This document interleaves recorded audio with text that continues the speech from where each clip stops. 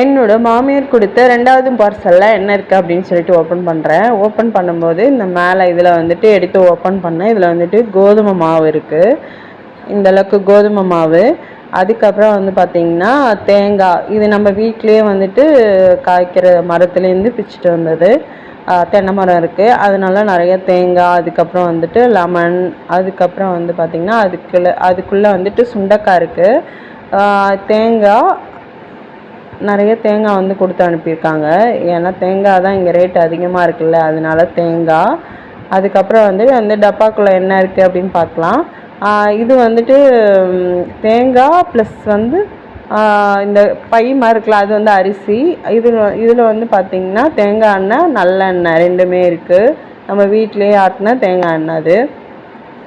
அதுக்கப்புறம் வந்து பார்த்திங்கன்னா இதுக்குள்ளே டப்பாக்குள்ளே என்ன இருக்குது அப்படின்னு பார்த்தா, இது வந்து அரிசி. டப்பாக்குள்ளே வந்து வடவமும் துவரம்பருப்பும் கொடுத்து அனுப்பியிருக்காங்க. தூக்கி பார்த்தேன், தூக்க முடியல. இதுக்குள்ளே என்ன இருக்குதுன்னு பார்த்தீங்கன்னா துவரம்பருப்பும் வடவமும் இருக்குது. அதுக்குள்ளே என்ன இருக்குது அப்படின்னு சொல்லிட்டு ஓப்பன் பண்ணி பார்த்தா மிளகாத்தூள். இதுதான் இந்த திங்ஸ் எல்லாம் தான் கொடுத்து அனுப்பியிருக்காங்க. அவங்க எல்லாருக்கும் இது பிடிச்சிருக்கான்னு சொல்லி கமெண்ட் பண்ணுங்கள்.